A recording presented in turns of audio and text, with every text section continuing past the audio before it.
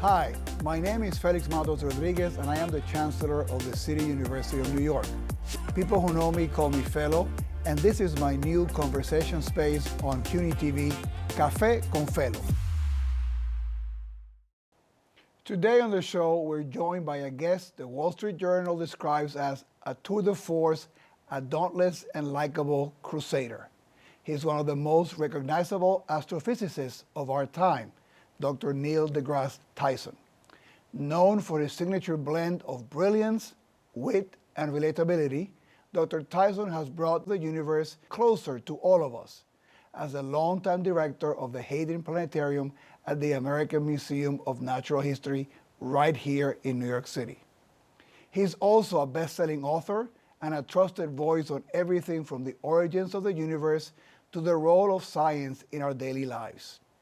You've seen him on the TV series Cosmos, heard him on Star Talk, and watched him make sense of the universe on Fareed Zakaria's GPS, The Daily Show, and even The Big Bang Theory. I want you to meet Neil deGrasse Tyson from the Hayden Planetarium in New York. I'm quite familiar with Dr. Tyson. He's responsible for the demotion of Pluto from planetary status. I liked Pluto. But today, our focus will be on education. Dr. Tyson believes that learning should be about training minds to think, not just memorize facts. That message resonates deeply at CUNY, where we're committed to preparing students to adapt, analyze, and lead in an uncertain future.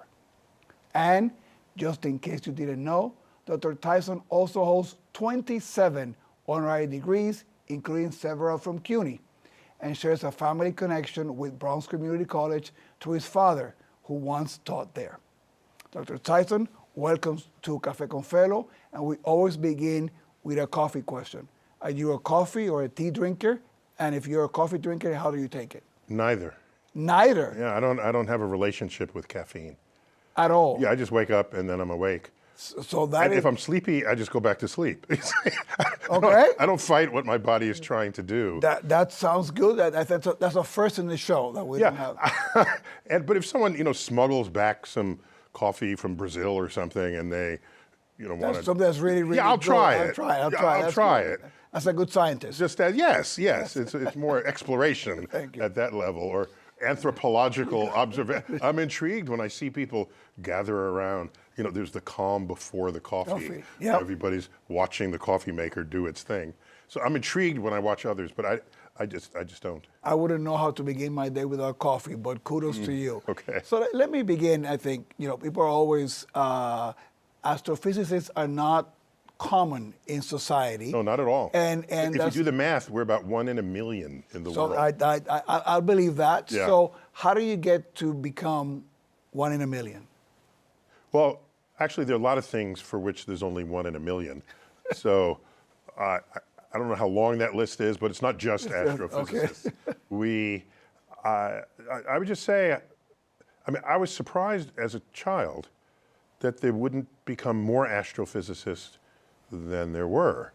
When I attended the Hayden Planetarium, I'm born and raised in Here, yep. the Bronx. Yep, absolutely, Right? yes. The Bronx. Born and raised in the Bronx. My sister, my brother, and I were taken around to the offerings of the city, the cultural institutions that enrich the lives of people here. It felt like every weekend, but it was probably every other weekend. We go to the aquarium, we go to the zoo, we go to the opera, art museums, the Natural History Museum, the planetarium. And one of those visits to the planetarium, I'm 9 years old, I'm sitting in the chair, and the lights dim and the stars come out, and I was starstruck. Countless thousands of stars. I thought it was a hoax. I said, that can't be real. Yeah. I've seen the night sky from the Bronx. There's 8 stars, the sun and the moon. Doesn't look like That's that. That's it. And I would later realize that was the real sky. And let me tell you how bad I had it. To this day, when I go to mountaintops, the greatest observing sites of the world, and I look up at the night sky, I say, oh, it's so beautiful. It reminds me of the Hayden Planetarium. It's embarrassing, but that's how I feel. Well, but that's been a long-standing point of reference for you. And, Yes, it has. And little do you know that many years later you'll be leading that. Yeah. I didn't know that. Decades, I didn't know that at the time, but of course. So I'm there, and I'm thinking, this is so amazing. There'd be no room for me to study this because everybody's going to want to study it. And then as I got older, I noticed that people were attracted to other subjects. And as I got older and older, fewer and fewer people would persist in any early interest they might have had in the universe. Yes. But my interests persisted. And then you do the math, there's, 8 to 10,000 astrophysicists in the world and 8 billion or so people. You just divide those, you get 1 in a million. But it means if you are ever in the room at the same time with an astrophysicist, that's when you should ask your questions. You never know the next time. Though more than one is going to be there in that place. That is. I remember that when I go visit some of the faculty.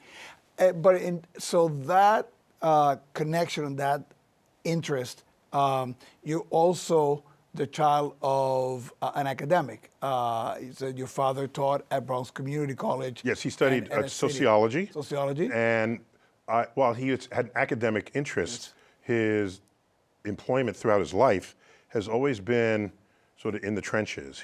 He worked under Mayor Lindsay during the Civil Rights Movement, and he was a commissioner of the Manpower and Career Development Agency. Now think about it. Think of the title of that agency, Manpower Career Development. If you're in the city, and if you don't have, and let's say you're a high school student, and you don't have any hope for what you can make of your life, that can be quite bleak. And plus, if you looked at the state of the world at the time, people complain today, but it's not without precedent that we had times of unrest, times of national disturbances and exactly. And I can tell you that of all the cities that had major riots in the 1960s, different years, was it 1968 when Martin Luther King was shot? Was it later, earlier? There's always some powder keg incident that would trigger it.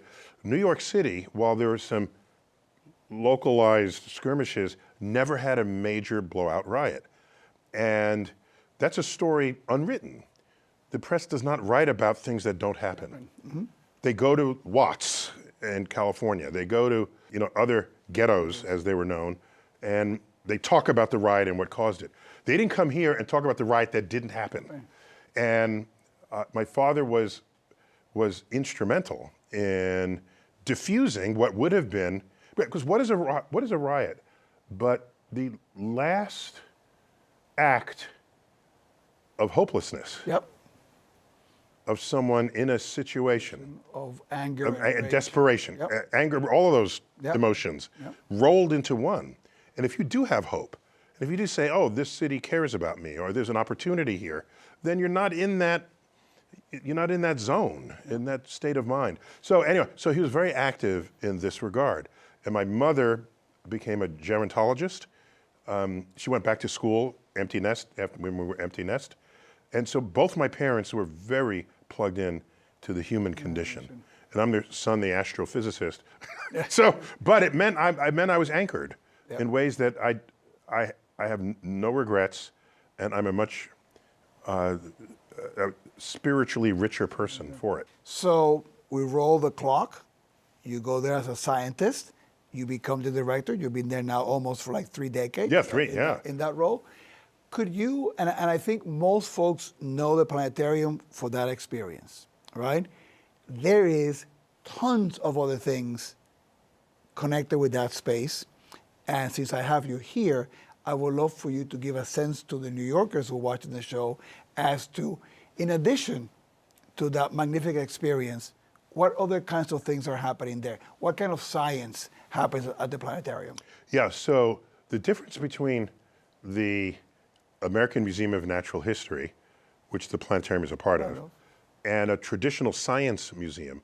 When you think of a science museum, you think of a place with there's a whole sort of barn full of exhibits with levers and buttons, and they're making noises, and the kids scatter among them, and they explore different scientific principles. And the San Francisco Exploratorium is among them. The New York Hall of Science would be that category of museum. The American Museum of Natural History is different because we are collections based, and it has an entire scientific infrastructure. There's a provost, there's a dean, there's a grants office, there's a research library, there's all of the trappings you would find in academia. In academia, correct. And the titles are not called professors, they're called curators, but there's an assistant, associate, full curator, all conducting research, publishing in peer-reviewed journals. The difference is in astrophysics, our collections are our data. Okay, we don't have a black hole in the shed. That'd be amazing. That'd be amazing. Yeah. So our data is our counterpart to the bones of the dinosaur collectors or the artifacts of the anthropological sections of the museum.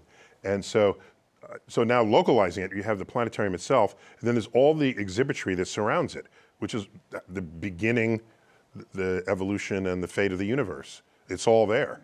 And an understanding of the relative sizes of things, how old things are, what they're made of, all of that is there. Plus, for me, when I was a kid, if you go multiple times, you can exhaust the main exhibits. So the real test of an institution, does it keep you coming back? Because is there a living thing? Is there a lecture series? Do the exhibits change?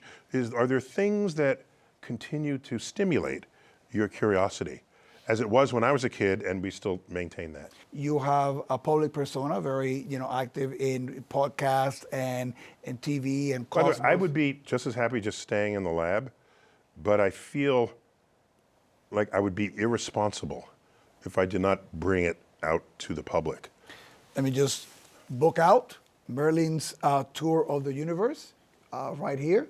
And so it's another dimension of your work, which is author. Yes. So great book. And I guess I can plug your book in my show, which is perfect. And what gave you the idea for the book? Because I reflect on the many things that you do, and I go like, he has produced so many shows, books. Where do the new ideas come from? So this is like magic and science. Can you give me a sense? Yeah, it's not where do the ideas come from, because that implies that I'm sitting at home saying, I need an idea today. Let me think one. That's not how it happens. Okay. The ideas are continually flowing. Think of it as a river, and a river of ideas, and I am at all times deciding how much of that river to capture, what parts of the river to combine with other parts of the river, and then I have it collected, and will it ever become something? I don't know, because I might be distracted by some other force operating on my life. Could it be doing Cosmos? That's not writing a book, that's doing television.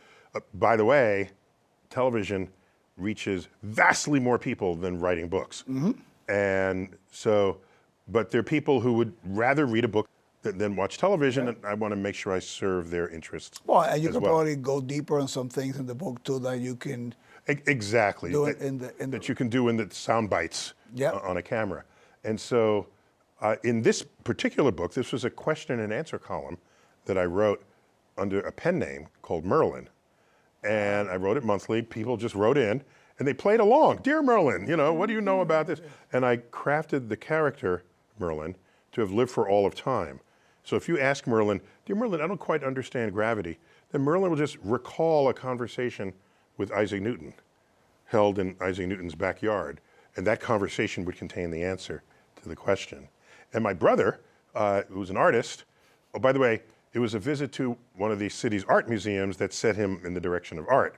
And he would ultimately go to the High School of Music and Art and... Stories of exposure. Yeah, exposure. It's all about exposure. Yeah. And without exposure, you don't even know what you don't know. Yep. That's right. So, so he has delightful accompanying illustrations to it. But so I realized after 5 years of that, 7 years, I said, there's enough here to let me wrap that into a book. And of course, it's culled because every question doesn't work for a book, and some are not timeless. You have to, they worked in the moment, but don't work later. So that persistent activity of writing itself generates content that makes books. And when I came back to New York, I went away to college, came back to New York, I wrote a column for Natural History magazine called Universe. Wait for it, Universe. And it damn near killed me. It was 2,000 words a month, and it's the hardest thing I ever did. Yeah, the discipline of... The discipline, that's the word. That's the perfect word. It's, you got to make the time, force the time. There's a deadline. There's an old saying that no piece of writing is ever finished. It simply comes due. And I was so sad to hear that because it's kind of true. Yep. But anyhow, after I did that for 10 years, I said, you know, I can put these together. Each of these are chapters. And so I can take different slices through that opus of creativity, and that produced 3 or 4 books out of my 17.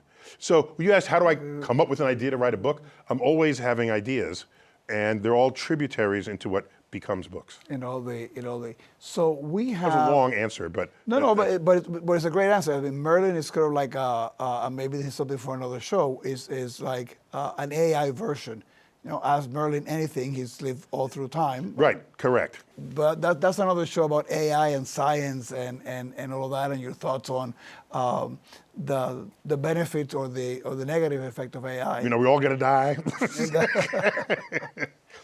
I'm actually have a much more positive outlook for the future of AI than many other people do. I've seen it enter our culture, our civilization, my science, over the decades, bit by bit. And people started freaking out when ChatGPT came along and it could write your term paper. And then all the liberal arts people freaked out. But were they freaking out when robots started building our cars? Would they freak out when our greatest chess master lost to a computer? No, they weren't. They were just watching, you know, eating popcorn, looking over the sidelines. Now AI was working their way towards them, grabs their stuff, and all of a sudden it's headlines and everyone is worried about it. So I think if we're sane about it, I don't see any problem with what role it can play going forward. You need some guardrails, but let's have fun with it. So that's a perfect moment for a break. When we come back, we're going to take questions from students at the Astrophysical Observatory of the College of Staten Island, home to one of the few working observatories in the New York City area and a hub for student exploration and public stargazing.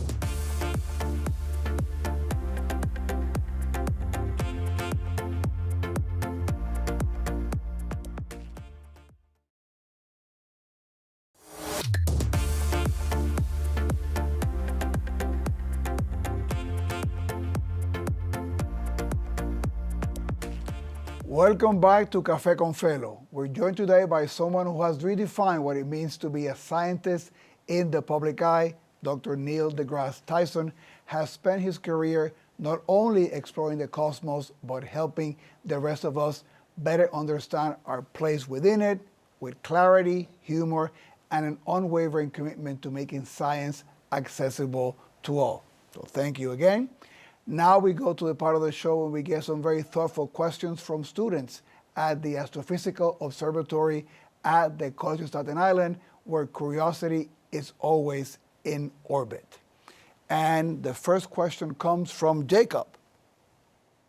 Hi, my name is Jacob Yuzovitsky. I'm an undergraduate physics major at the Macaulay Honors College, where I do research with Dr. Charles Liu on galaxy evolution and a little bit of cosmic topology on the side. My question for you is this: how do we describe the shape of our universe? And is it even possible to talk about the shape of space the same way we talk about other geometrical objects, by describing their curvature, their faces, their edges, and their vertices? Easy question. And he does, what was it, topography on the side? I mean, I love that, right?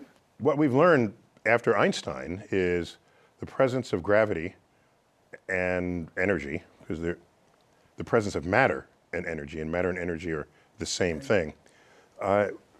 It distorts the fabric of space and time. in ways that you can track by the path of a beam of light.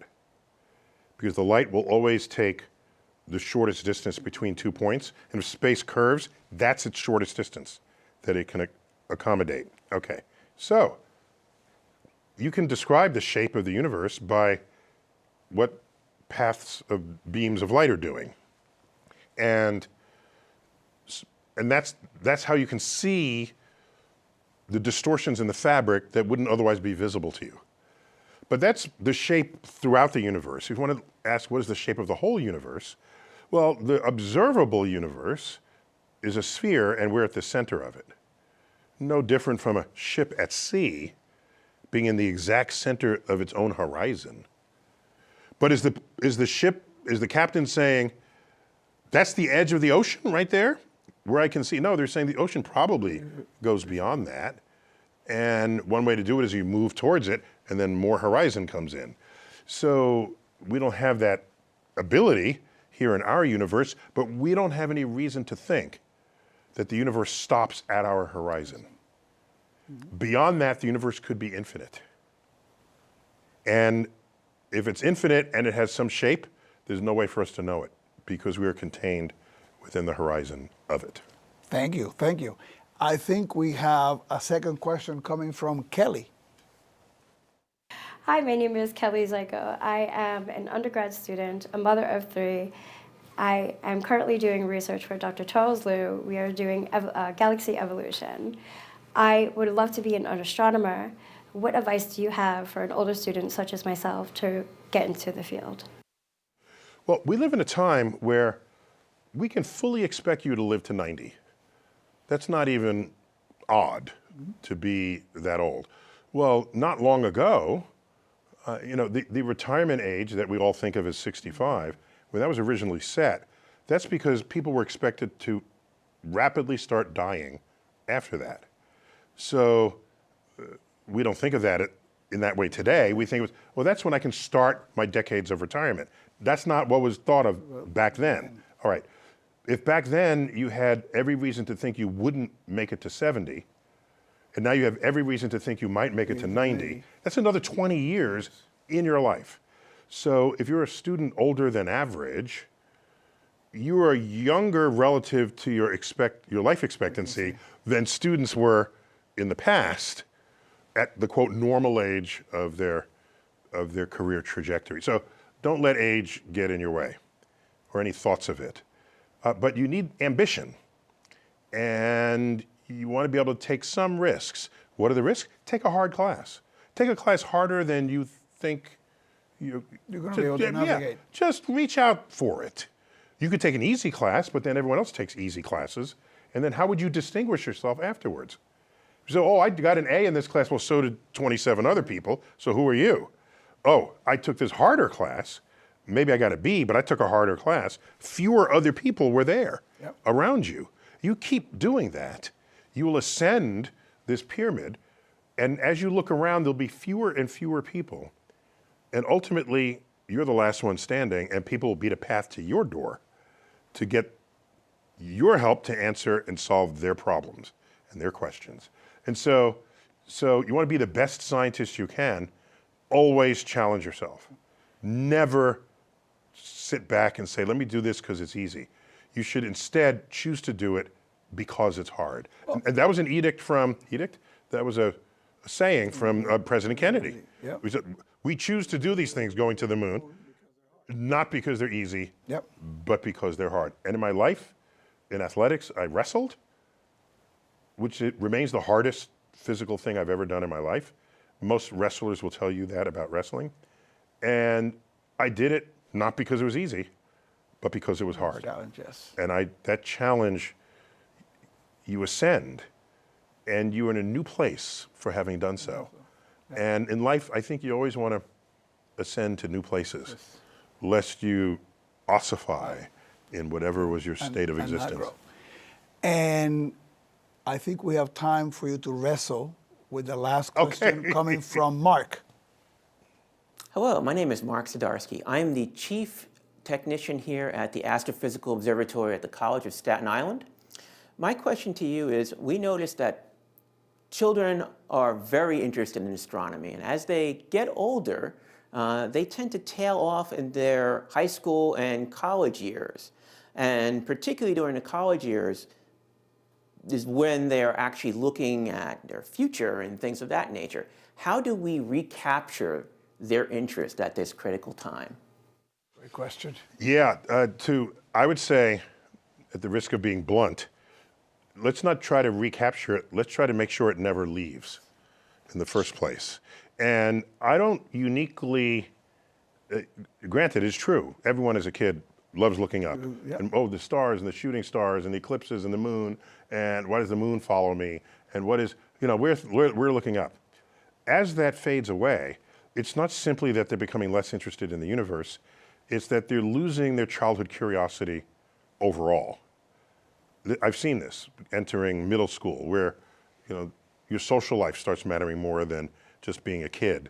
And so the challenge of the school is to ensure that the curiosity never exits. And why is it that when people, Friday, they can't wait till the bell rings so that they go to the weekend, or they can't wait until May or June because summer begins. There's even a rock anthem that celebrates this.